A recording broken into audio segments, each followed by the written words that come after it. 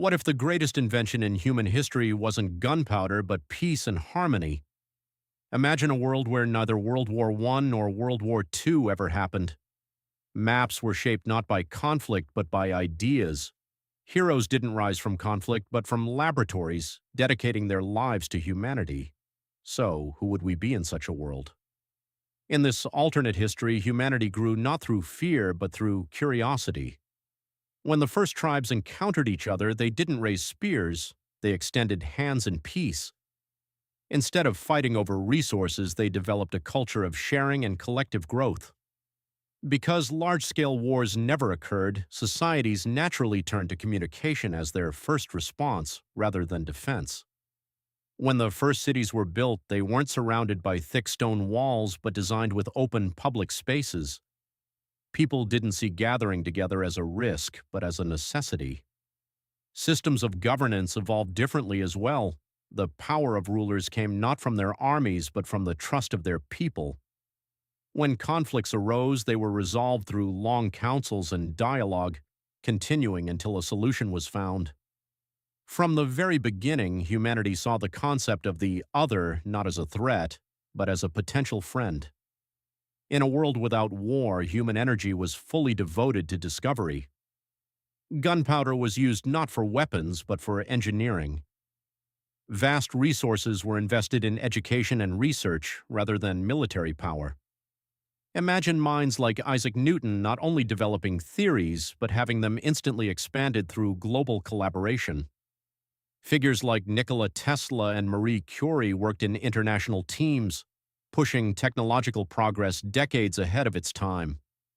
Revolutions in electricity, transportation, and communication occurred much earlier. By the 19th century, humanity had already established a global communication network, and by the early 20th century, it had taken its first steps into space. Diseases were rapidly cured because scientists focused on saving lives instead of building weapons. In this world, hospitals were more crowded than battlefields, but filled with hope rather than hardship. Without wars, no civilization was erased. Instead, cultures blended together, creating an extraordinary richness. Languages borrowed from one another, and music merged rhythms from different regions. Works like the Mona Lisa were seen not as belonging to one nation, but as a shared heritage of all humanity. Artists traveled across continents, developing new styles through exposure to different cultures. Migration was driven not by necessity, but by curiosity. People didn't move to escape danger, but to learn. Over time, the word foreigner began to lose its meaning. Every new encounter became not a conflict, but a celebration. Humanity succeeded in uniting while preserving its diversity. In this world, power was no longer measured by the ability to dominate others. The strongest societies were those that contributed the most. Leaders were remembered not for leading wars, but for providing prosperity, peace, and knowledge. Competition between nations transformed entirely. It was no longer about military strength, but about innovation and discovery. Sports events, scientific achievements, and artistic festivals became the center of global attention. A global council was established, similar to what we know as the United Nations, but formed much earlier. This council worked to resolve conflicts and manage shared projects. For the first time, humanity truly began to function as a single society, without divisions based on race or identity. Yet this world was not entirely perfect. The absence of war changed certain aspects of the human experience. Without great tragedies, there were fewer stories of heroism, sacrifice, and dramatic transformation.